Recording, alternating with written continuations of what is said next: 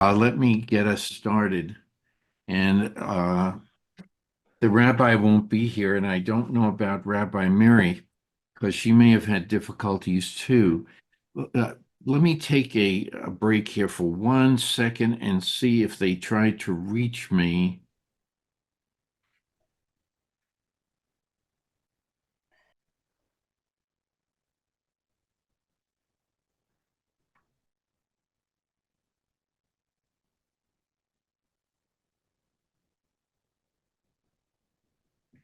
Okay, let me just answer this so that I can.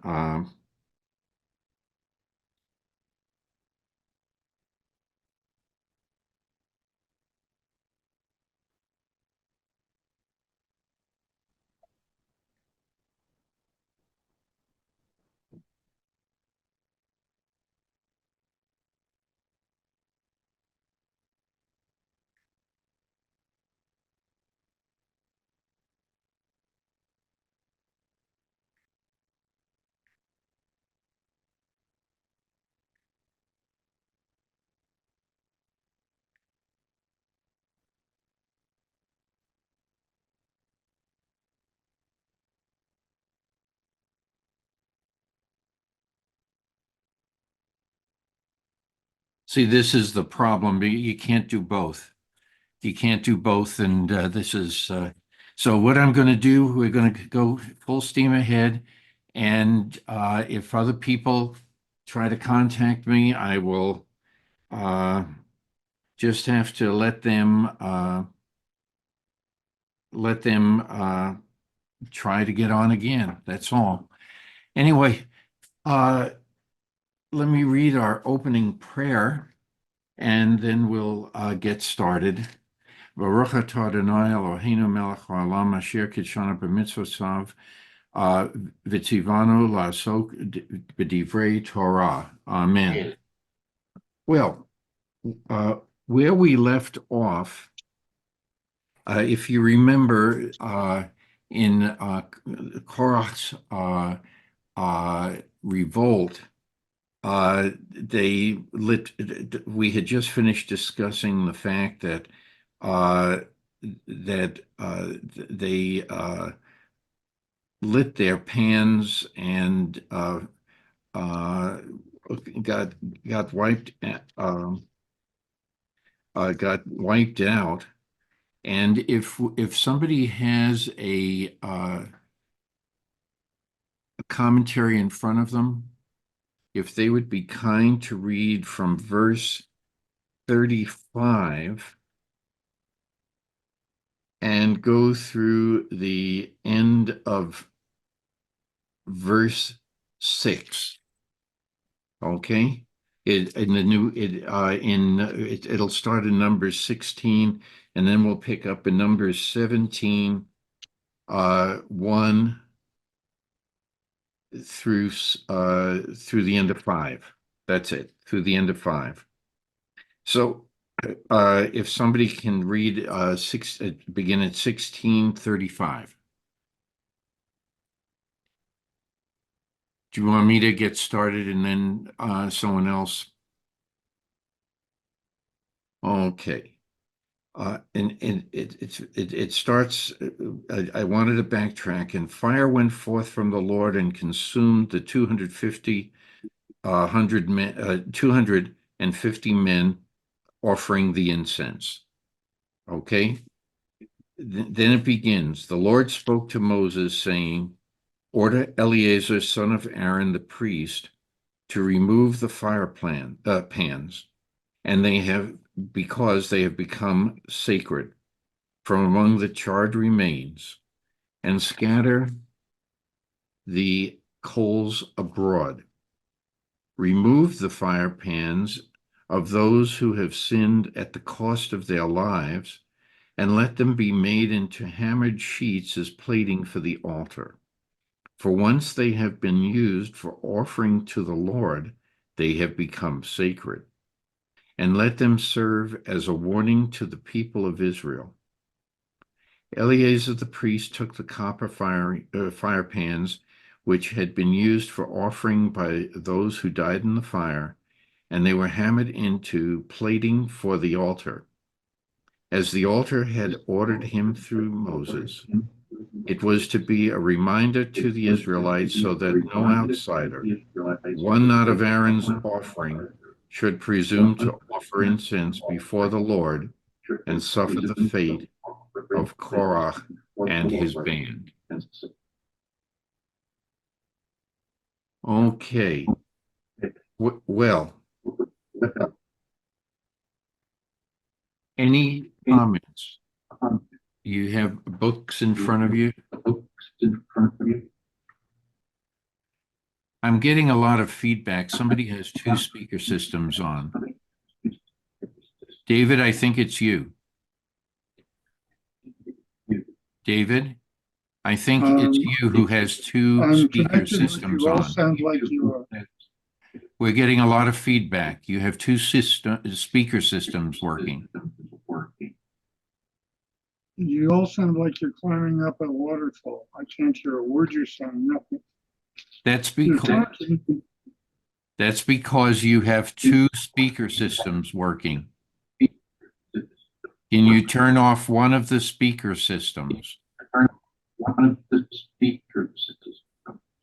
Let me try that.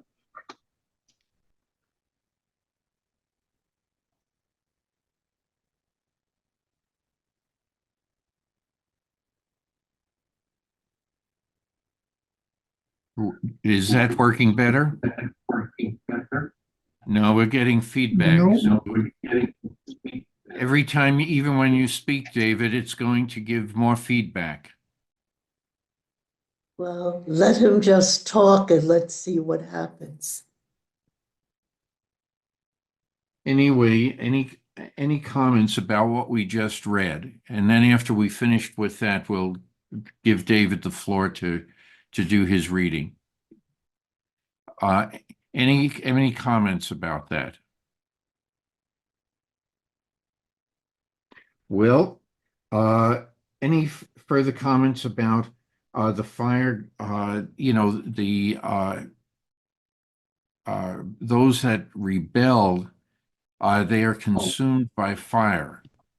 They make their own incense and put it on the fire pans, and they are consumed. Yeah. Where are we exactly? I mentioned it several times, Michael. We started on Numbers 16, verse 35, as a prelude to Numbers 16, verse 1.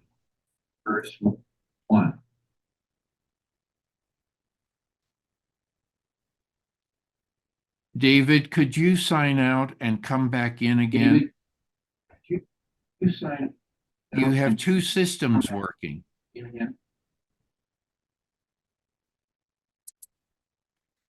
I guess he heard that. Okay. Anyway, any other comments that anyone wants to make about the fire consuming all of the rebellious individuals that wanted to replace Moses? Any other comments with that? Hello. That's Marcia. What about it, Marcia? Okay, can you hear me? Yes. Good. I was amiss that I missed a little bit about that fire and everything.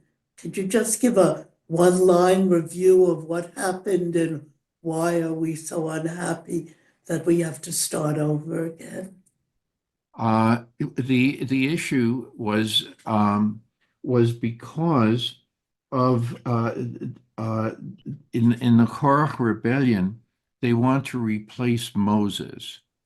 And our Okay. discussion was that they weren't only rebelling against Moses, but also God, because God was the one who appointed Moses and chose him. And the same thing for Aaron. So basically, they are rebelling in that with that in mind. And they were told to uh, uh, uh, to take their fire pans and to put incense on it, and we will see what happens. And God sends a huge fire. All the people go up in flames. Yes. Okay. You to add. And now we're Unless it's emergency, I'll stop doing what I'm doing. Oh, okay. Bye-bye.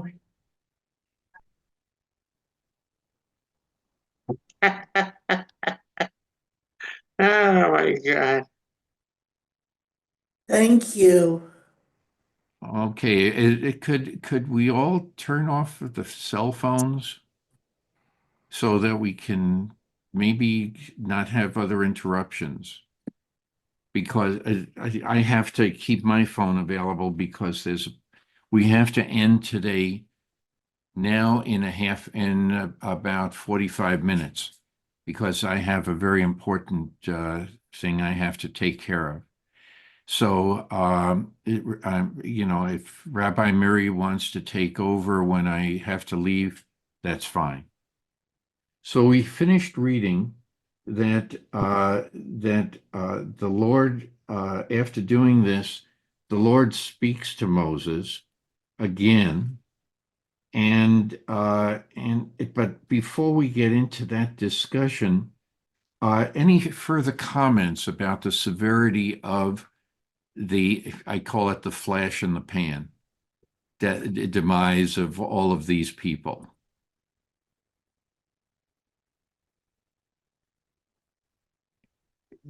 Because there's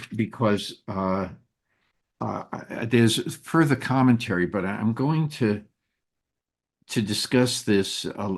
Wait until the end. I think it may be a little better to do it then if we have some time, because and then in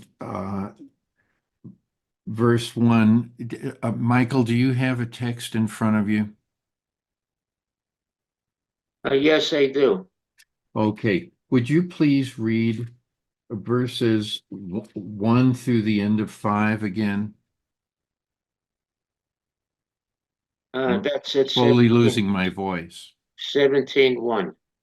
The Lord spoke to Moses, saying, Order Eleazar, son of Aaron, the priest, to remove the fire pans, for they have become sacred from among the charred remains, and scatter the coals above. Remove the fire pans from those who have sinned at the cost of their lives.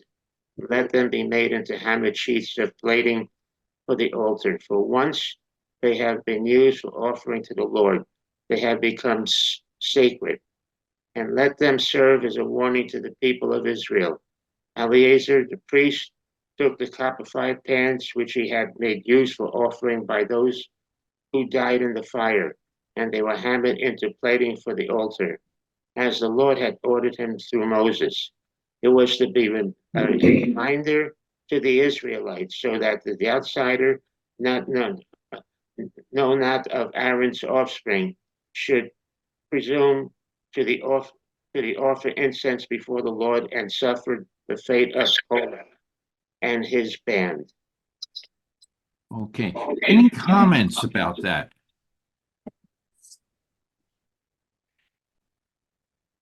Well, what about the Marty?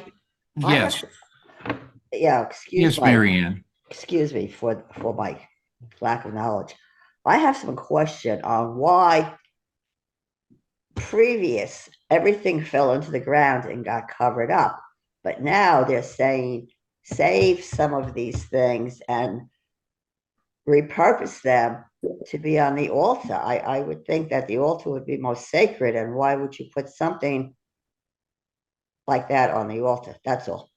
Well, that's why it says here that it's to act as a reminder to everyone. Okay, not just the priests, but everyone in the congregation. Okay, that this is that it's to remind them of the story of Korach and what happened, because they should not do it again. Remember, if we go back, Marianne, this was at a previous time, probably a year or so ago. Aaron's two sons make fire on the pans for the altar. Okay, and in doing so, they suddenly go up in flames and disappear because they did not have the correct recipe because as given. Okay, and so as a result, the people should have remembered what happened the first time that happened, to Aaron's sons. And now you have other people of the Levite clan, excuse me, of the Reuben clan, making comments that and doing things erroneously in the preparation for an altar service. So now by doing this and placing it on the altar, it'll be a reminder, hey, watch your step lest it happen to you. Thank you. You're welcome. So that's one thing. Again, if you notice, Eleazar is the one who's going to do this. He's, I guess, the remaining son of Aaron. Am I right in that, Mary? Yeah. Yes, there it is in verse 2. So he's being given the responsibility because he's someone who's going to remember what happened to his brothers. Okay. And any other comments about this? That was a good question, Marianne. And it says in verse 5 that it's a reminder so that to everyone, okay, that they should be very careful. Any other comments here? Okay. Before we well, yeah, we'll have time. Would someone care to read verses 6 and 7? In what chapter, Marty? Excuse me? In what chapter are we now? Now we're in 17. Numbers 17, verses 6 and 7. Okay, Marty, I'd be glad to read. Thank you very Yes. much. Thank you very much, Ken. Okay, here we Verses go. 6 and 7. Next day, the whole Israelite community railed against Moses and Aaron, saying, "You two have brought death upon the Lord's people." But as the community gathered against them, Moses and Aaron turned toward the tent of meeting. The cloud had covered it, and the presence of the Lord appeared. Okay. Any comments at this point? Well, isn't it a little silly of the people? I thought of a harsher word first, but I toned it down.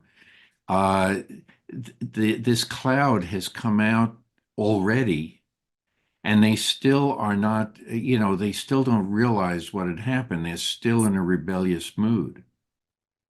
Yeah. And now Moses and Aaron are turning towards the cloud. Okay. And when it says the presence of the Lord, it's like speaking from the cloud. They don't actually see God, lest they all die, but it's a presence. Mhm. And so they still don't get it. Remember this, since we began the book of Numbers, this has been one trial after another, always against Moses, all these rebellions against Moses, and indirectly against God.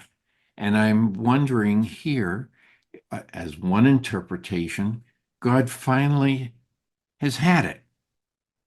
He is sick and tired of this because he's interpreting it, and that's with a capital H, as a challenge to him, let alone, let Mhm. alone Moses, because Moses really is having a hard time dealing with this. How is he? He's trying to prevent the, he's trying to be an interface, and Aaron is helping him being an interface, to try to soften the punishment that God wants to mete out to the people. He wants to wipe them all out. God wants to wipe them all out. But Moses and now Aaron and Moses are acting as intermediaries trying to calm God down. Well, Marty, I think that this is an example of the people still being stuck in not understanding the nature of the new God that they are getting. They cannot see it, they cannot feel it, they cannot smell it, they cannot hear it.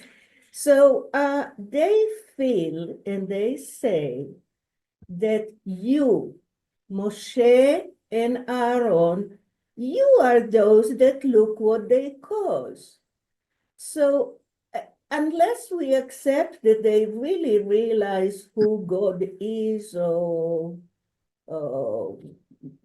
the notion of an abstract God, they still will think that Moshe and Aaron have certain powers that can bring the killing and the death of all these people. So when you say they don't get it, I don't think that they still can get it. Think of all of us.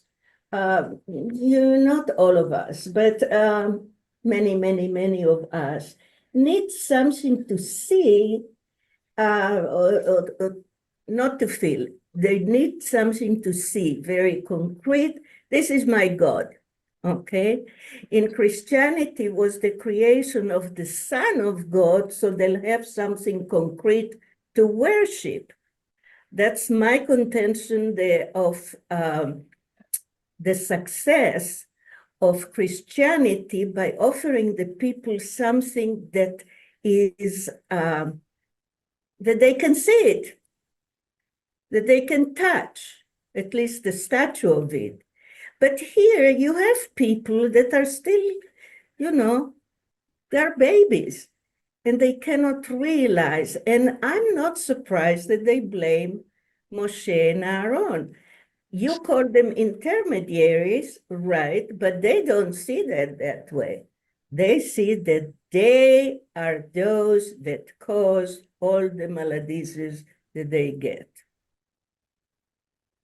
Yes, I can understand looking at it from that perspective, but if you think about each one of the situations, you have a pillar of smoke by day leading them.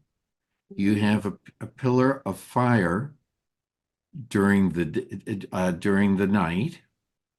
You have manna, and you have Moses striking the rock.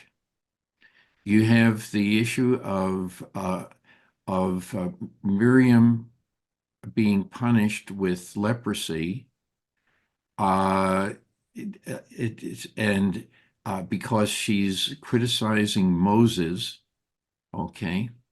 Aaron is the rabbis, in what I've read, the rabbis interpret Aaron's punishment as he has to witness this.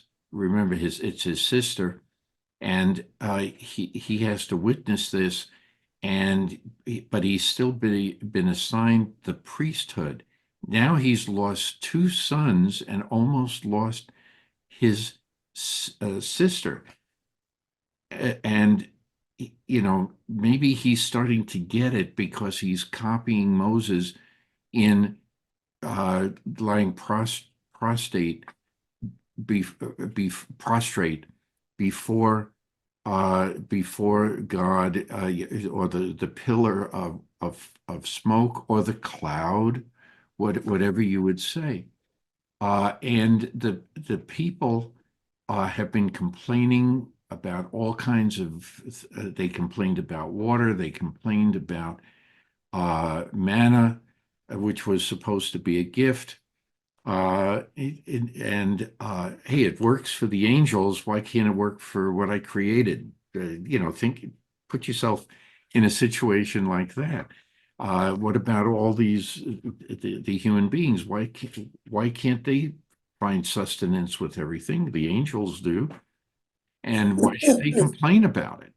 I mean, and so it's not just a rebellion against Moses. This is a rebellion against what God is trying to do for them. It's no different, and we see it in our children, in most of our children, when they enter their teen years, they start to rebel. You've given, and what do you feel when they rebel? Yes, David. Yeah, thanks, Marty. I am here now. I'm not sure how long I'm going to be able to last because I feel like I'm skating on top of a postage stamp or something. But until I'm gone again, at least I can be here.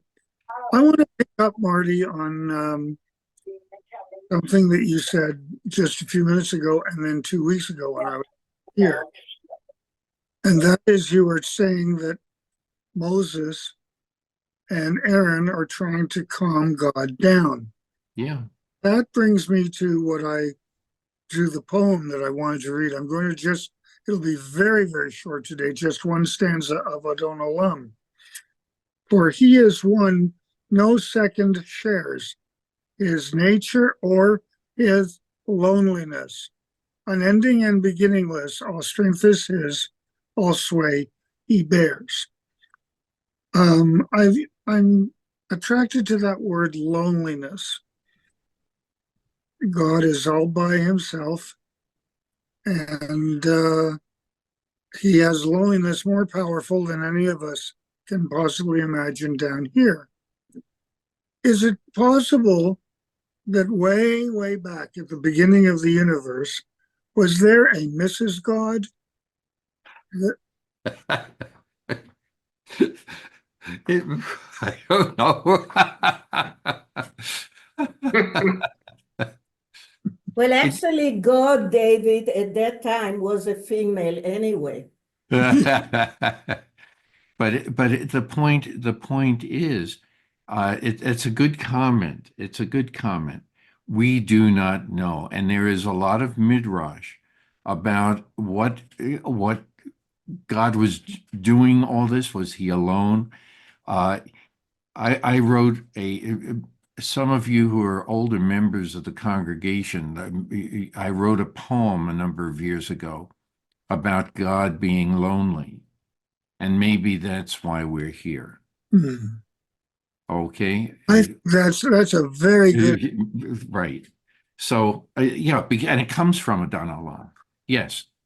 And so thank you, David, for that insight. Yes, I think, for whatever reasons, if we want to call him father, or as Mary says, her mother,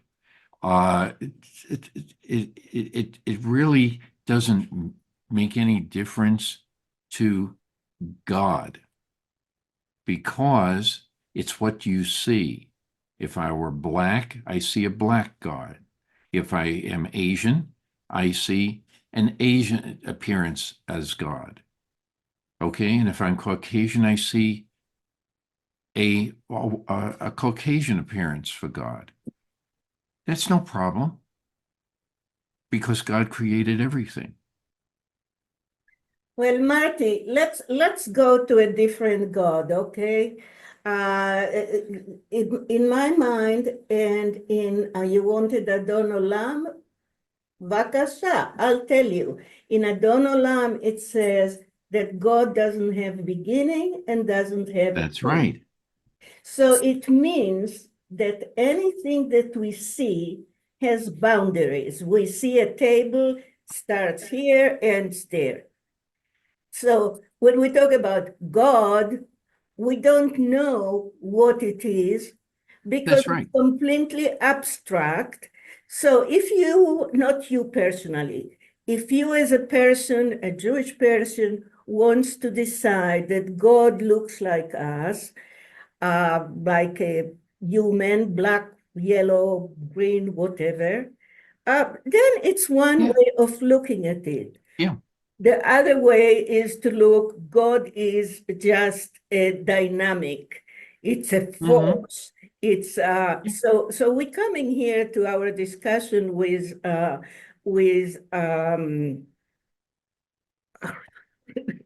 sorry. Anyway, with Michael. Michael all the time says why God didn't do this or what God didn't do that. And it's morphic. What's the beginning of it? Anthropomorphism. It's anthropomorphic. Right. Right. So this is one of the way to see it. Now, my Yeah. contention, and that's what I said before, is that the guys in the people, among the people, could not perceive, they could not sense the sense of God, of miracles. They blame someone because that's how it happens. You said kids. Mhm. Kids will say, it's all your fault. You know, it's someone, it's something that you can sense. So even the cloud and even the fire, what do you mean that the fire is God, that the cloud is God? What are you talking about, you know? Think about fire. Fire goes and goes and goes, doesn't have any boundaries. I, Clouds, s- the same thing, you know, they float and change whatever. Sure. I, I So say, uh, yes, I say, where was God? Not why God didn't do this and why God didn't do right, that. right, right. Where I was say, where was God? That reason means it's little different. It's not exactly the same, like you're saying. I just say, where was God? And I throw that out as a question. Where was He? And so I think it's a reasonable thought. oh yeah, 1,200 people take the last thing first. 1,200 died in Israel. Where was God? Where was He? You know? And where was God in the Holocaust? 6 million? Because they were Jewish. So I say, where was He? So, that's what I would say. And let me take what I wanted to say according to this. Couldn't take the Moses striking of the rock. God got angry because he struck the rock. That comes later. Moses struck the rock. Moses didn't strike a human being. Moses didn't strike an animal. He struck a rock. So why would uh, he? And that's slow to anger. Striking a rock is slow to anger. Is not a big deal. And so God was very angry, didn't let him into Israel. And couldn't have God have a little bit more compassion for all these people? There was a lot of confusion, and and the subjects that he created, human beings, he could have showed more compassion, I believe, to the whole situation. I'm taking it from a different Sure. position. Sure. Sure. And I think all of these different opinions are legitimate. And that's why I like to be provocative sometimes. But I'm trying to say, why would God, the question was asked, why would God burn up all these people. You know, the earth swallowed supposedly swallowed Korach and his compadres, and there was still people left who was still upset. And you know, some of these leaders, they wind up getting burned up in fire along with Korach. Why do we pray? Why do we pray to God? For what reason? What's the point? We pray to God, but then still these things happen. You know, it's a mystery. It's keep praying. You go to on Yom Kippur, you pray and you pray and you pray, and then did these things happen? It's and I still let me make my point. I believe in God very much, even though I may sound hypocritical there, but I believe in God. And Mary, one time she asked me, "What is my concept of God?" I thought about that, and I could give her the answer now, and that's the Torah. That's my concept of God, is the Torah. Okay. And I'll give you a little story about that. I was thinking about this. Michael, just one Yes. second. Go ahead. Please try to shorten it so that we can move on and get back to the Torah. Okay, so go ahead, but shorten it. No, I'm finished. All right.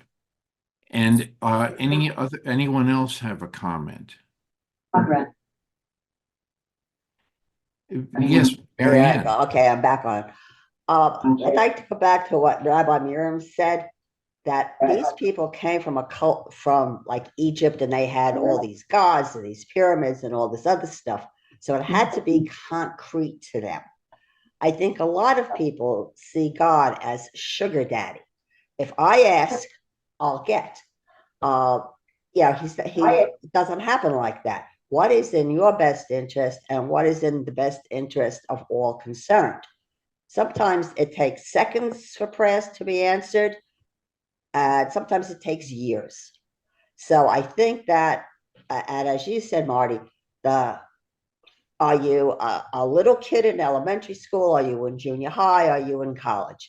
You know, where do you stand in your relationship with God? Not that he's sugar daddy and he's going to show up with everything I want all the time. That if it's not in the best interest for everyone, it's just not going to happen. And part of being mature is being able to accept the answer no. That's just how I see it.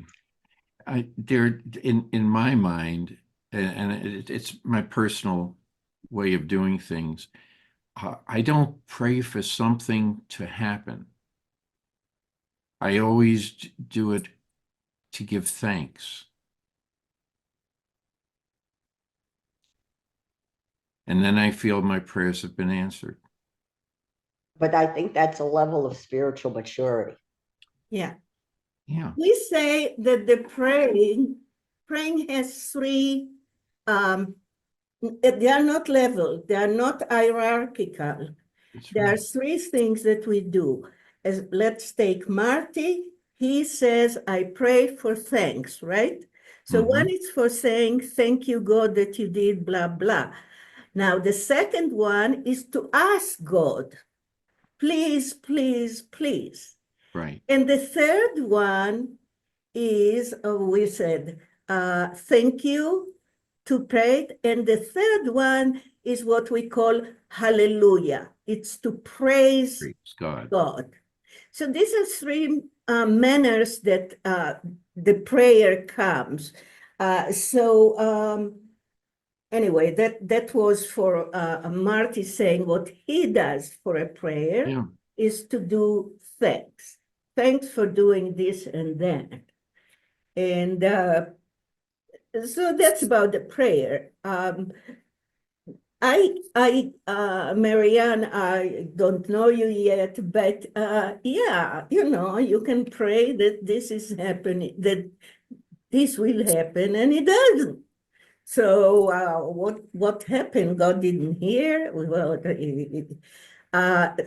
that's the concept of struggling what is God for me that I asked in the past, Michael.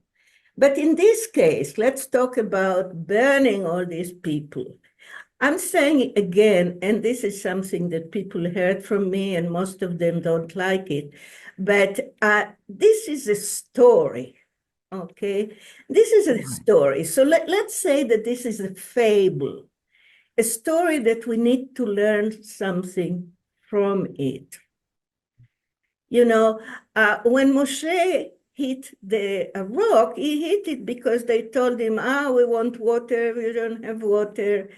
And God told him that, hit the rock or talk to the rock and it will give you water. Well, as you said, he was quite angry and of these kvetchers that all the time have problems and they don't like. So he hit the rock. Now, Michael wants God to be merciful. Why would you kill him? Why wouldn't you let him come to These are stories that teach us all kinds of stuff. And in this story, these complaints and complaints and complaints is seeing what's lacking rather than what do we have. We have the manna and we have the water and we have all kinds of things. But we still are not happy. And let's blame Moshe and Aaron that they think that they are good guys and they made themselves being the leaders. So let's complain to them. So you know what? If you complain to them, you are complaining to God that told them to do certain things.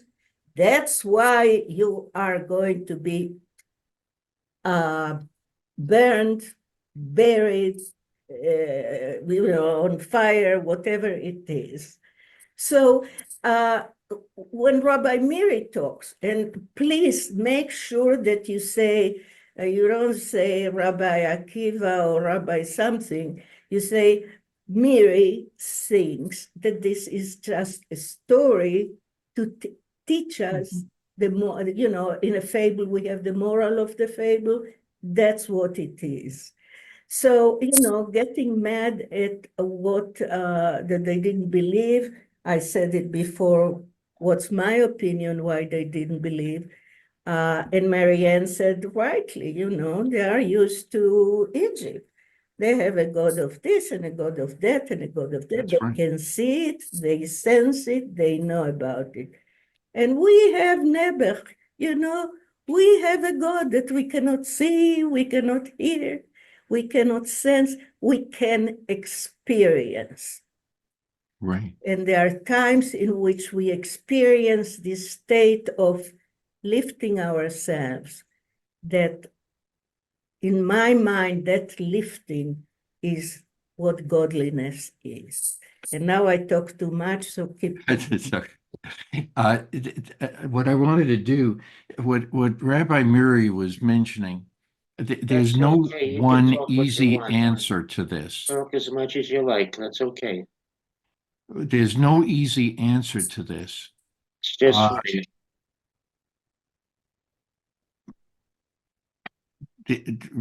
There's no easy answer to this. According to Rabbi Plout, he mentions several things about this because this story has been a problem not only in our generation but in multiple generations. This also feeds into some of the attitudes of people with the Holocaust. Those who of an Orthodox background, I have heard them say this was punishment for all the bad things we did. Well, I don't know. I can't argue with them on that. Who knows? Who knows? But Rabbi Plout mentions the rabbis attempted in ingenious fashion to harmonize the various difficulties and apparent discrepancies that arose from the interweaving of two apparent traditions. In other words, two stories. Because the Talmudic discussion reveals the extent of their speculation in this manner. For instance, in verses 31 and 32 in chapter 16, we speak of the earth swallowing Korach's men, but do not mention Korach himself. Korach Some, went under the Korach was buried with his family. well, that's one tradition.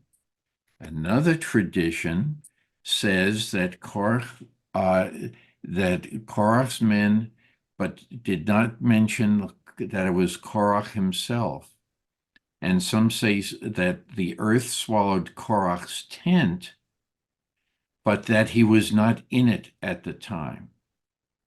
And others said that Korach was burned, and that it was his ashes that was swallowed, or that he died afterwards in the plague. We haven't gotten to the plague yet, but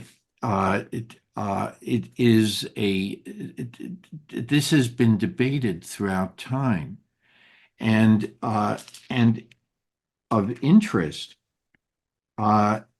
is that if we go to further on in the history of the Israelites, the argument that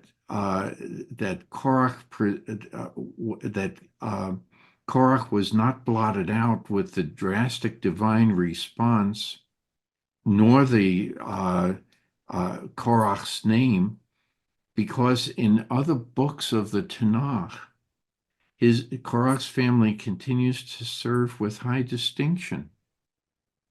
No less a person than the prophet Samuel was his descendant. 10 psalms were composed by the sons of Korach, and his offspring functioned in the temples of the courts. Like Korach's argument, they refused to disappear. That's a very poetic way of mentioning all of this.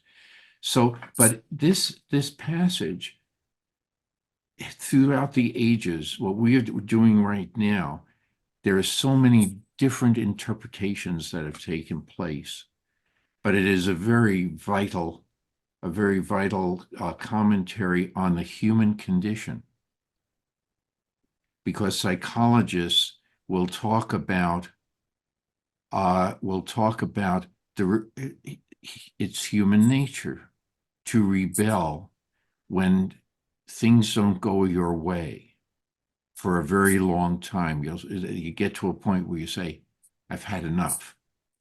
And kaboom, this happens. It's all the time. We see it mostly in the teenage years of people, but then we see it later on.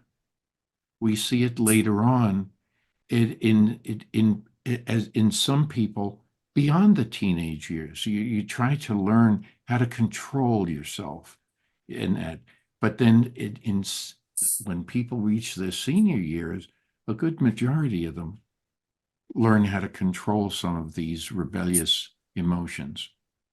Yes, Kent. Thank you, Marty. And thank you for sharing what you just did. I want to go back to something that Rabbi Mary said earlier. Sure. And I believe there's great substance in that, and that is the whole founding of Christianity and the personification of God through Jesus and so forth. And there was, as you very aptly described, there was no personification of God That's right. with the Hebrews and the desert, the wanderings and all that. But it is, and even today, every day, contemporary society, not just in America, but throughout the world, people look for scapegoats. They look to personify the evils in the world, the wrongly, I mean, definitely wrongly, the ICC the other day, with their accusations against Netanyahu and Gallant, is that personification of this, whatever they perceive as evil, when many of us, I would hope most of us, understand it as survival of doing what's right to love thyself, which is first and foremost before loving thy neighbor. You can't love your neighbor as yourself, which is Rabbi Norm pointed out when we had that tremendous dedication. It's right in the center of our Torah. The first thing is love thy neighbor as thyself, again, written in Hebrew or Aramaic. But it's really not the first thing. You can't love your neighbor as yourself if you don't love yourself, Right. which means protecting yourself, defending that's yourself, clothing very yourself, good. feeding yourself. And so they're looking for these scapegoats. And this is Aaron and Moses, that they were the messengers.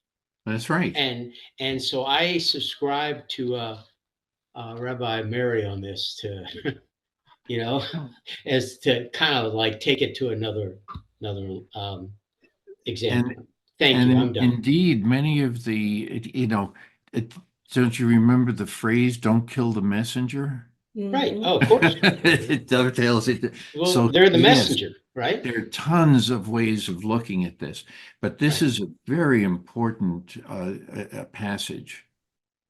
Very important passage. Marty, I want to add one more spice, pepper at that. One more things that happen among human beings that I'm learning that it's very powerful, and we saw it here.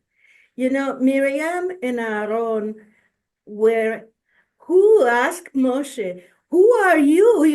We are also in the same family. Why are you there? Here, the same kind of thing. Look what you are doing. There is an issue of jealousy about the leaders. Why can't I be the leader? What do you have that I don't have? So the issue of jealousy comes from the very, very beginning of creation, if you want to take that story, in which Cain killed, Cain killed Abel, because he was jealous that God took his sacrifice and not his. Yes. So we have this kind of characteristic that comes again and again about why not me? Why you? Sure. So here we have it again about decisions. And sometimes these rebellions are justified. If we take the American Revolution, if we take the French Revolution, for good reasons, we really don't like the leader, and I'm not going to mention names, but and in Israel, it's the same thing. Sure. Come on, Bibi, do this, do that. Yes, it's for the sake of the nation, you think, but we think differently. So the issue of, talking about leaders is a very important piece in it. Ben. Excuse me, I have to leave now. I had mentioned this at the beginning of the session, and I have to leave, but please continue. And when, whoever signs, you just sign yourselves off, and that'll take care of it. Okay? Okay. Marty, thank you so much. I Thank you. appreciate your And leadership. because this is a great discussion, and I see Michael had to leave, but because he'll bring in more about the Holocaust, I'm sure. But it is there's so many different perspectives to this discussion, and I want to commend all of you because you're picking up on what the rabbis have had a dilemma with, and you're arguing from different perspectives, from different time periods. Remember, it's not just not just an explanation in Talmud. It is an explanation in subsequent interpretations of Talmud and the subsequent interpretations during each era of the Israel experience throughout history. And it's a very important concept. And all I can say is I don't think any one of us are completely correct. We don't, because we don't have access to every single emotion that goes into this. We only have our own. Okay. We'll see you next week then, Mark. So I want to leave you with that. Enjoy it. Thank Okay, you, Marty. take care. I'll see you next Thank week. you. Take Bye. care, Marianne. Bye-bye. Go Comets. This is Kent. And for the group, may I share something? This will only take maybe 15 seconds. Okay, go ahead. I want to hear what you have to say, and then I'll sign out. Okay, real quick. Back in the early 90s, I lived in Colorado Springs. And for the first time in my life, other than maybe when I was bar mitzvah in Philly, I would go to a 7 a.m. morning little service and late tefillin, and the chaplain of the U.S. Air Force Academy would lead this thing, and I invariably show up like 2 minutes late. I just always was. So I came in, and there was a really nice man and a couple of young boys, and he laid tefillin with them, and I'm putting on my talit, and I'd see him. He was a psychiatrist. Didn't know him well at all, other I'd see him there. And I came in one morning later again. I said, "Hey, how you doing? Yeah, it's good to see you." And he said, "Really?"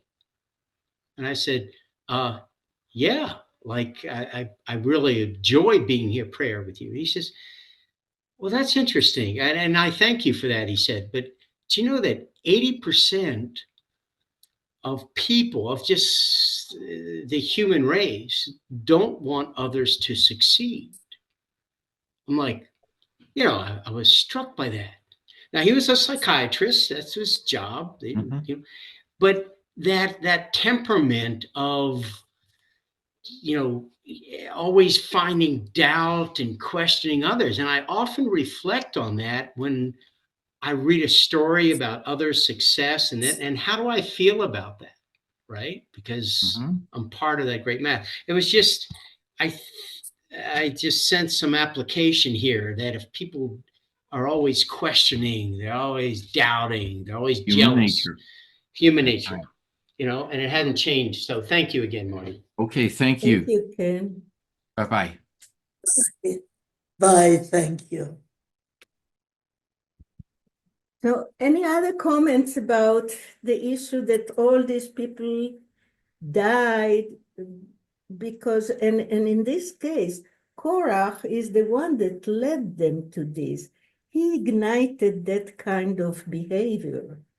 And I say, as a rebellious person myself, as a questioning person myself, I don't think I'm jealous. I don't think that I envy. I just question. And that's what they were doing. Why do you want us to do this? And why do you want us to do that? And why God did this? And so questioning is a very Jewish tradition. It's I say that in Jewish schools, and that's what's developed. That's what the rabbis did, questioning. And that's how the Talmud was created. And now I'm going to say something that's not relevant to what we are reading, but our holiday is going to be coming very soon, which is Hanukkah. And in Hanukkah, for example, the question is, which candle do you lit first? So there is a discussion between two very, very, very important rabbis. One is Hillel and one is Shammai. Hillel is more softer and benevolent than Shammai. But it's not, in this case, it doesn't matter. But the question was, how do we lead them? So Hillel said, the first day you lead one, the second one you lead two. Now Shammai says, no, that's not the way. The first day you lead everything. The second day you leave one out and you lead only 7. And it goes like that. Do we go up or do we go down? And this is an example of the questioning and figuring out, what do you think and what do you think? So I think in all this discussion about questioning the leadership, it doesn't bother me. It bothers me more that they were punished for that. But it's something we need to say. Before this, we saw when Moshe sent the spies to the land of Canaan, said, go there and tell me how it looks like. So the first group that came said, oh my God, this is a terrible land. The people are like giants. They are going to eat us alive. And Moshe got very angry. And guess what happened, right? They all died. He kills them all. And then the second one goes and no, this is a land of honey and milk and honey and blah, blah, blah. So the issue is, do I want the responses that I want? I want to see reality as I want. And I'm going not to mention again our leadership in this country because we don't deal with politics. So it's for you to think about if you want. Do things reflect what I want? In this case, Moshe says, well, you know what? I am the leader. Aaron is the leader. And if you don't like it, you're going to die. If you don't like it, find another one or something. So we can go further unless you want to question me. You don't have to accept it. That's why I said this is Miri's philosophy. And please do not accept it, because in Orthodoxy, for example, if the rabbi says something, that's it. Everyone says amen and has to follow. You don't do anything but what you were told. Okay. So we can continue, or we can go home, or we can hear comments. Please decide. I'm just by chance leading this.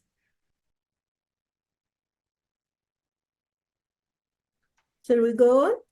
I wanted to say, Rabbi Miri, that I enjoy your comments so much, especially this last one. I am now fully here. In order to repair my system, what I did was I took a hammer to the speaker and hammered it till it was just a little flat thing. Then I took the computer and threw it across the lawn, reset it up, and now it's fine. I But know. I'm glad to be here. Would you like me to read a little bit? Why not? Why not? That will be great. We were after 5, I think. I think, okay, no, more than that. Chapter, We're on 8. yeah, I went Okay. back to the previous one to see what happened to Korah. Okay, Okay, so let me we start are with on 8 verse 8. or 6. And Moses and Aaron came to the front of the tent of meeting. And the Lord spoke unto Moses, saying, Get you up from this congregation, that I may consume them in a moment. And they fell upon their faces. And Moses said unto Aaron, Take thy fire pan, and put fire therein from off the altar, and lay incense thereon, and carry it quickly unto the congregation, and make atonement for them, for there is wrath gone out from the Lord. The plague is begun. Do you want me to go on, Rabbi? Yeah, let's finish till 15. Okay. And Aaron took as Moses spoke and ran into the midst of the assembly. And behold, the plague was begun among the people. And he put on the incense and made atonement for the people. And he stood between the dead and the living, and the plague was stayed. Now they that died by the plague were 14,700, besides them that died about the matter of Korah. And Aaron returned unto Moses unto the door of the tent of meeting, and the plague was stayed. Okay. So now we have opening the earth and swallowing people, burning people, and giving people a help me out. What happened to these people? They got a plague. Okay, so they are punished really, really with all the ways that punishment can come, and that's because of their rebellion. But let me ask you, why on verse 11, you see, I'm following the Hebrew, that's why I was there. On verse 11, Moshe tells Aaron, take the plates and do this and this and this. Why does he ask Aaron? Why does he do it by himself or ask someone else? Yeah, I wondered the same thing. I mean, this is Kent. May I speak to this a second? Of course. Because there's a tremendous contradiction in here in the very beginning. I use the word contradiction. I'm not sure that's right. But if you look at verse 10, right, it's like remove yourself from this community immediately, right? Because God says he's going to annihilate the people. That's not what Moses or Aaron did. Instead, Moses tells Aaron to run into the people with the fire pan in hopes of making expiation for them. Now, that question you have, why Aaron and not Moses, I put that aside for a second. But it then seemed to have the plague, which seemed almost instantaneous, that people died. It subsided. It ended. So you had what, 14,000 some dead, and then the balance still alive. But it wasn't what God told Aaron and Moses to do. And I found that right out of the gate, like, wow, okay. And I haven't read on, so I don't know if that in and of itself could have been another punishment of Aaron and Moses, because again, Moses didn't listen to God, right? They didn't run away like he told them to do. All right, I'm done. Thank you. Oh, please keep going as much as you want. Now, the issue of incense that Moshe is asking Aaron to do. Now, what was the job of Aaron?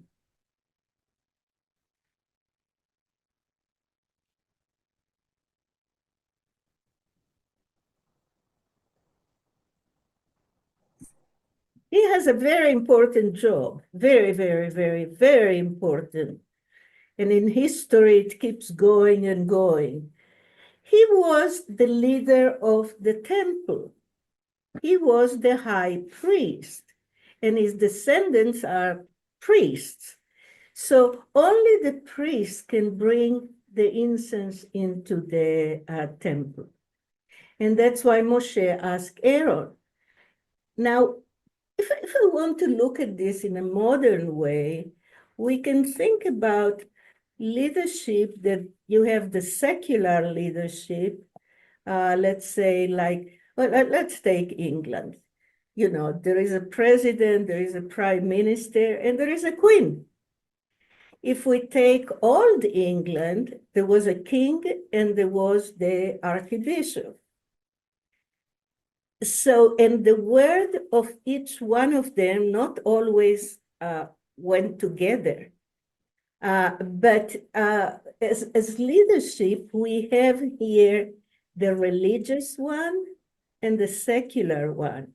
And they share the leadership quite well until Aaron said, "Oh, Moshe, who put you in charge?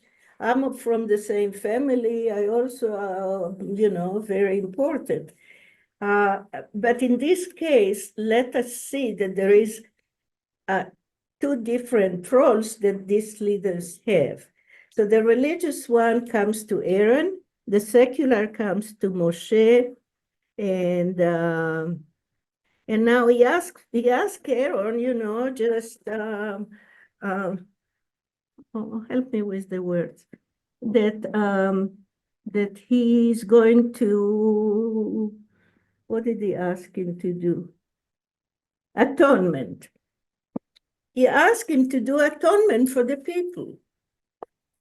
So Moshe initiates that, but the one that is supposed to do it is the religious person.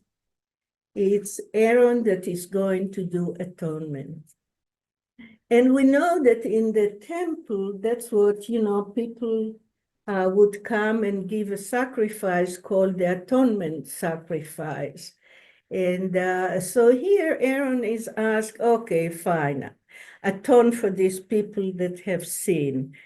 And then we see this plague that comes and kills all the all the rest of the people that were not killed by earthquake or fire.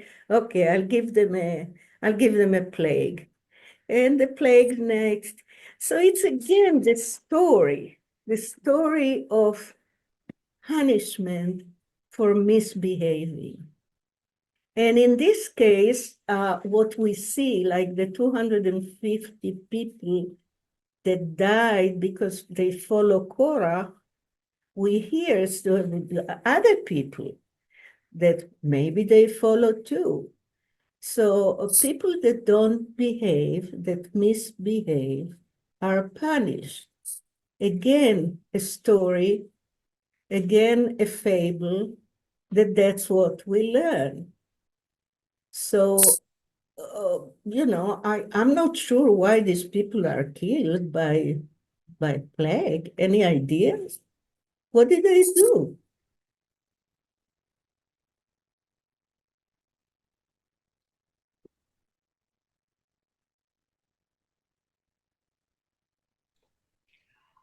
Were they following what man said or what God said? And, you know,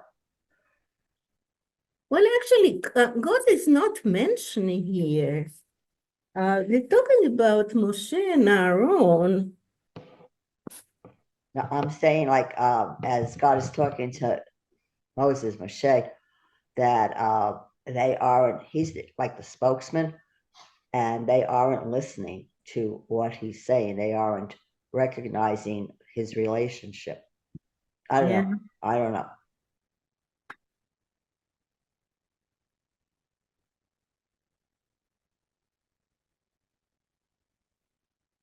Yeah. It says that God was really angry at what's going on, and Aaron starts running among the people, and that's when the plague starts. And then he walks among the dead and the living, and that's when the plague finishes and stops. And in the meantime, as you said, 14,700 people were among the dead because of Korah. So here we have what some teachers do. If one kid misbehaves, they punish the entire class. in the military is also very common. If someone misbehave, the entire unit needs to be punished as pressure on the rest of the people. It doesn't matter to us if one of you follows Korah or not. It's enough that one of them do. I'm going to punish them all. So we have a large number mentioned here. Again, we don't know if it's the accurate man. It's in connection to the plague. We had a plague a couple of years ago, and it wasn't for punishing us or for misbehaving or not wearing masks, but that kind of thing, it's I don't know, not very nice by God.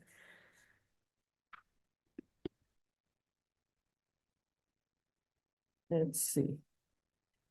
Okay, if there are not comments or questions about that. And Aaron came back to the tent of meeting to Moshe, and the plague ended. Okay, so we are on verse 16. Anyone? Okay, I'd be happy to read it. Okay. Okay, and the Lord spoke unto Moses, saying, Speak unto the children of Israel, and take of them rods, one for each father's house, of all their princes, according to their father's houses, 12 rods.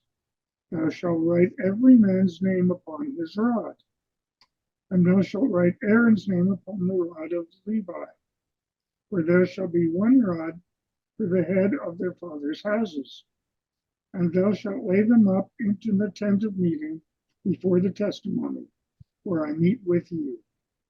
And it shall come to pass that the man whom I shall choose, his rod shall bud, and I shall make to cease from me the murmurings of the children of Israel, which they murmur against you. And Moses spoke unto the children of Israel, and all their princes gave him rods, for each prince one, according to their father's houses, even 12 rods. And the rod of Aaron was among their rods.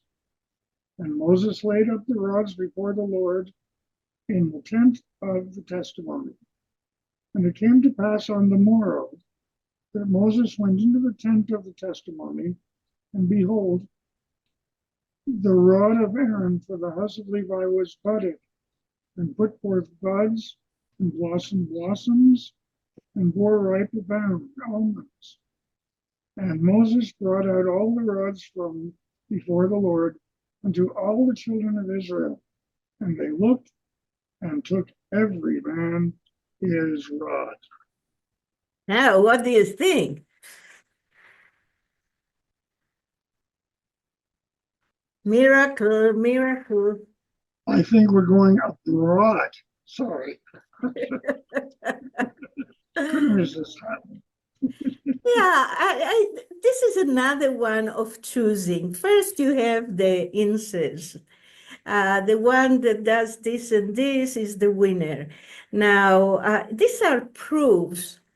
Here they want to show that Aaron is the leader. He is the chosen. And if we use the words of God chose, so he and Moshe are the chosen. And if they are chosen by God, don't question, stop complaining about them. Look, I'm going to make a test. Take your rods, put them down, and next day you have a tree of almonds. So Yes, and they're wonderful stories. I mean, these are so cool. I like this too. In fact, since I'm in a kind of a punning sort of frame today, could this be erotic in a way?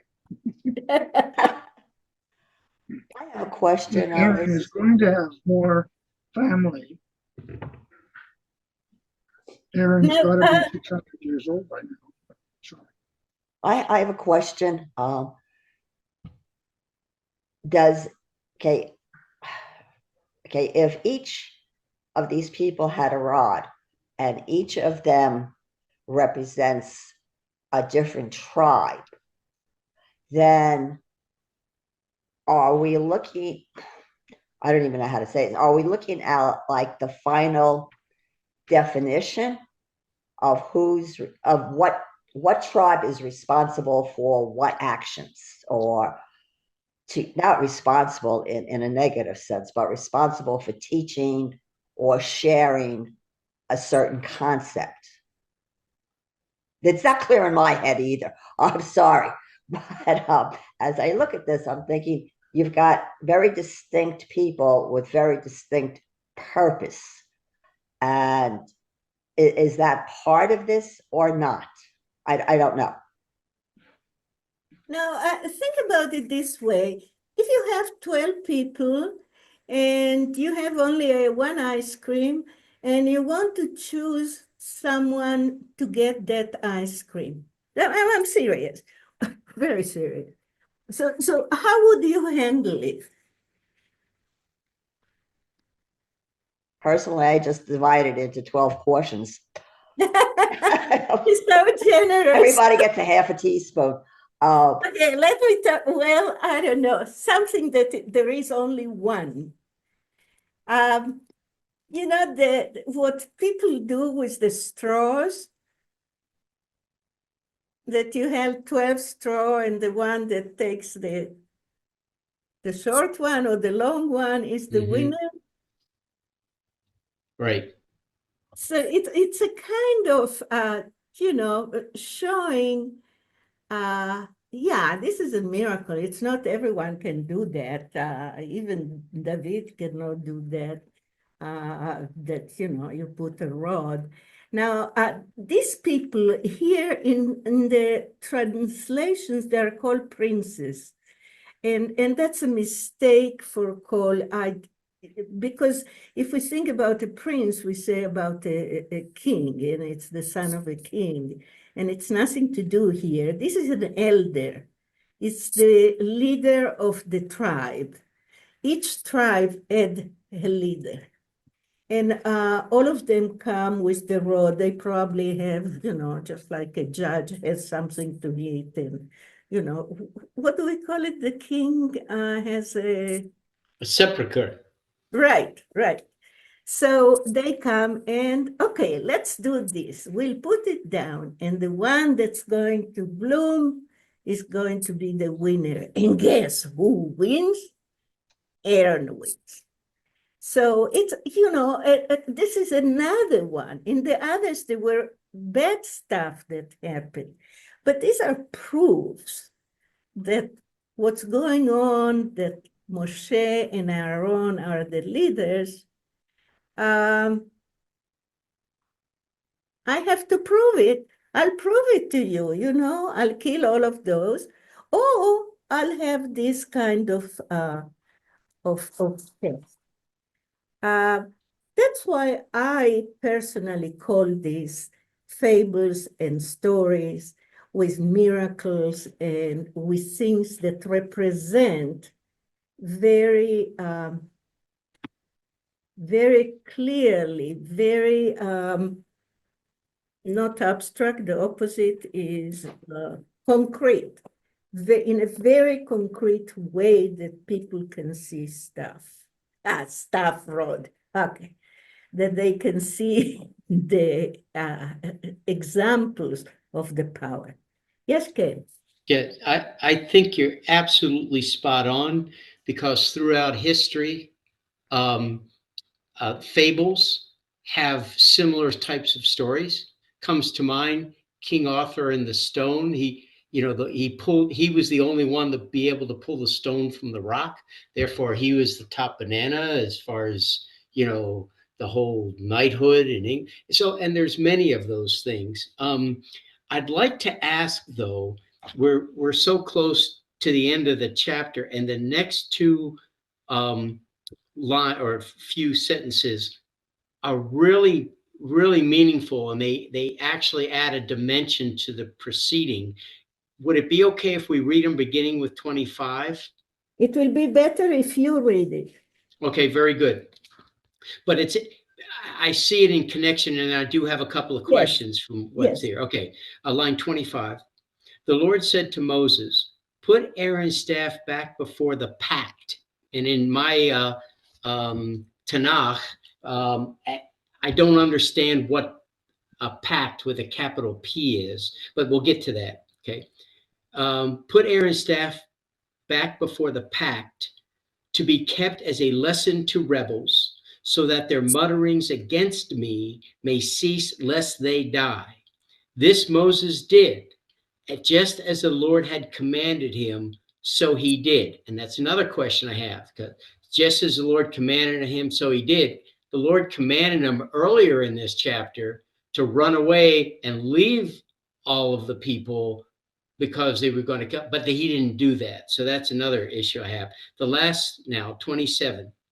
But the Israelites said to Moses, and I don't understand this sentence at all, or how this applies. Lo, we perish. We are lost. All of us lost. Everyone who so much as ventures near the Lord's tabernacle must die. Alas, we are doomed to perish. So Okay, I need help with a lot of this.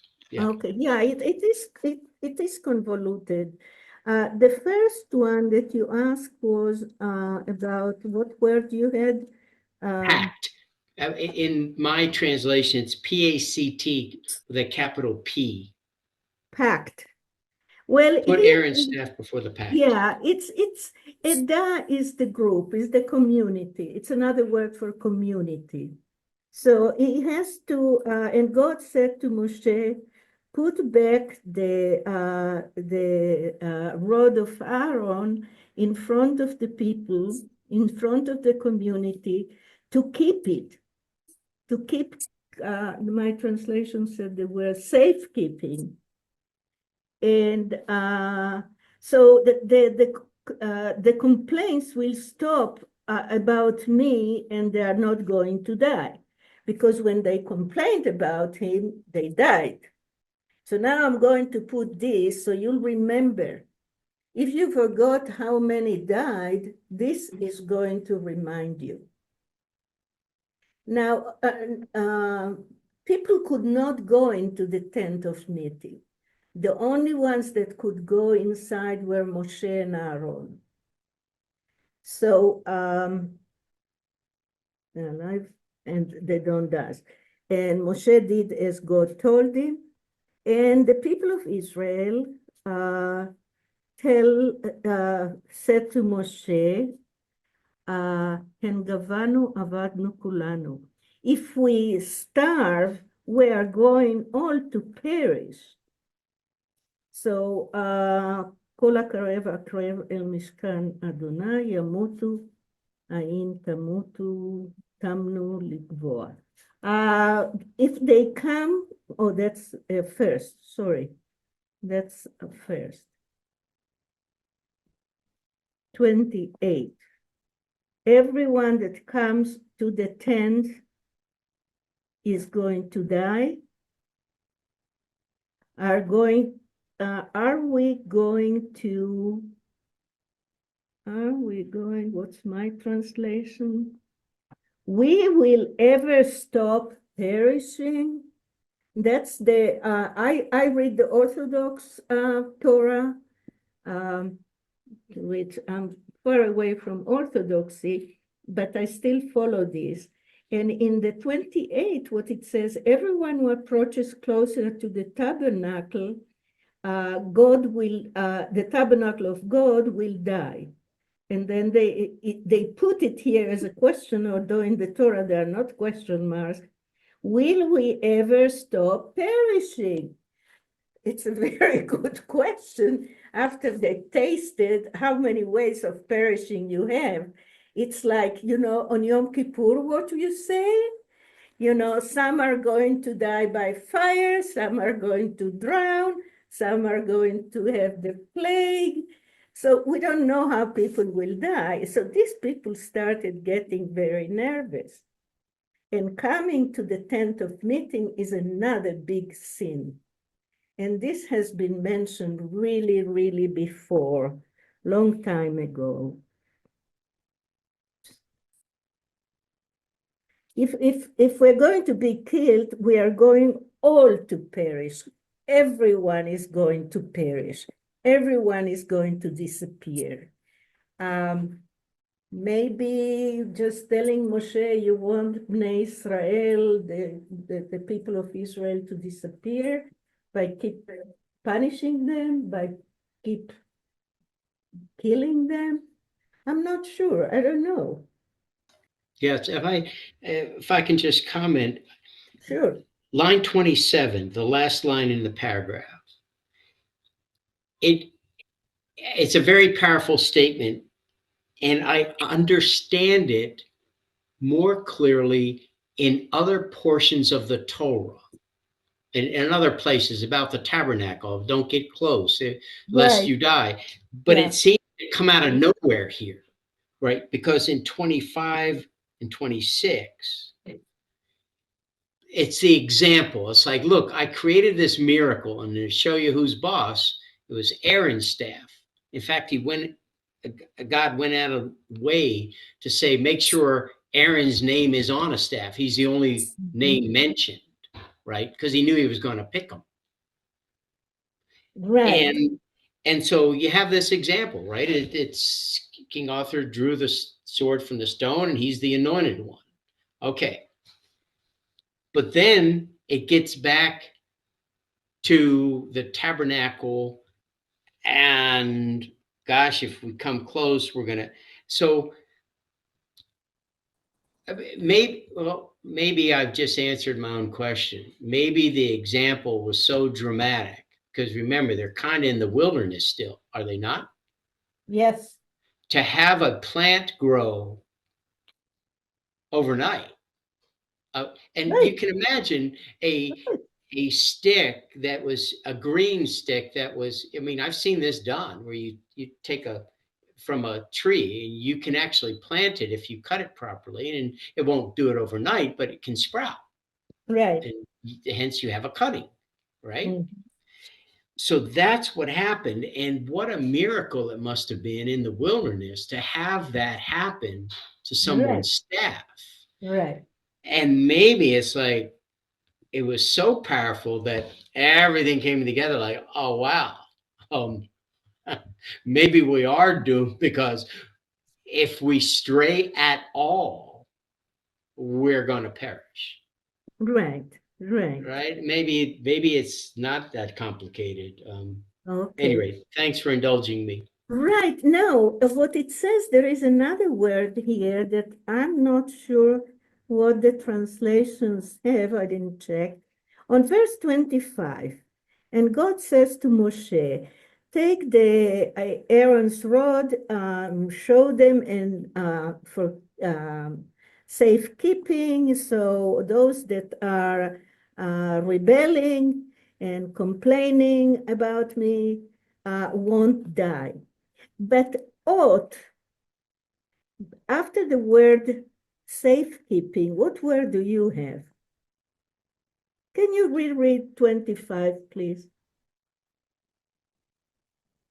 Again, in my Tanakh, Yeah. 25, the Lord said to Moses, quote, put Aaron's staff back before the pact to be Okay. kept as a lesson to rebels, so that their mutterings against me may cease, lest they die.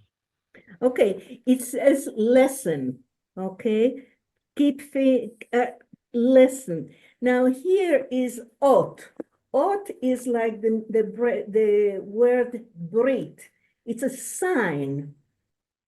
It's not a lesson, it's a sign. It's like a sign of the bris. It's like a sign of what happened in Sinai. It's a sign of the connection between God and our people. So this is going to be kept as a sign you know, it makes sense to say lesson. The lesson that, you know, just keep in mind, stop rebelling and stop complaining about me, because it's something that they can see, because they cannot put a dead person there. So you remember that, that if you do something bad, this is what's going to happen to you. So they put that, and that's going to be in the tent of meeting for those that want to do what Korah did before, which is a nice thing, you know, to have a symbol, let's say, to have a symbol of, hey, remember, don't do this because bad things might happen to good people. Knows that. You know, it's That- interesting. The word, it put it, the staff back before the pact. And as you described what the pact was, I get it. I don't think it was in the tent of meeting. I think it was right outside the door to the tent of meeting.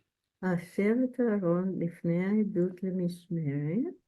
Yeah. And being in a plant, an almond tree, if you will, Yes, that's where it would be. That's you're very absolutely interesting. right. Huh. It's in the Huh. front. It's like having a mezuzah. You know, the Yeah. mezuzah reminds you, okay, I'll put this here. Don't even try to do something bad. Don't try to enter, and Right. don't try to complain, and don't try to rebel. Yeah. Remember, when you want to do that, think of almonds. Very good. Thank you. Well, I think that since we finished this chapter, chapter. And the reminder to Moshe, you know, Moshe, remember, you know, if you're going to kill us all, we're going to disappear from the earth. We're going to, is going to travel to visit the Mayan ruins. And the ruins and what happened in all Central America, the Aztecs and all these people, there is a thing, they think that it's just not the Spaniards that killed them all, but there probably were also plagues that happened at that time, plus the mosquitoes, but plagues. And there are so many mosquitoes there that they could carry. We know that they carry diseases. So, you know, if they, and they perish, they disappear. So this is the question, please, Moshe, stop killing people. Okay, or tell God to stop killing people because we're going to disappear. I see it now, I didn't notice that before, as a very powerful statement. And you can bring into reality in Israel, for example, stop the fightings because so many people are going to die. Is that what you want? So we can see that as plagues and earthquakes and just different types of dying. Stop that because we are going to disappear.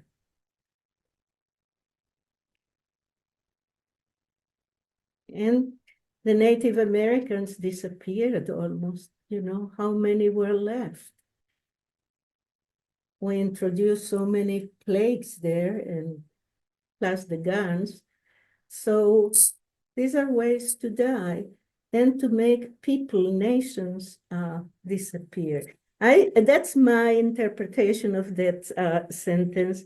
Please, I don't mind if you question, complain, or rebel. So I'm not going to kill you, but but I'm going to leave you. So let's finish in this chapter, and hopefully we'll see each other next week. Do we have? Yeah, next week is after Thanksgiving, and I don't see any reason why we won't have Torah study unless you have services, and then usually kills our study. Okay, Brett, Well, thank you very much. thank you Thank guys. you. Marsha, always a Thanks, pleasure. everybody. Thank you, Kent and Yes. Marianne and David. Thank you very much. And Thank Shabbat you. Shalom. Thank you, Shabbat everybody, Shalom. for your help, and happy Shalom. Thanksgiving. And happy Thanksgiving, all. Oh, to all of you. We should be thankful. Yeah. Yes. Yes.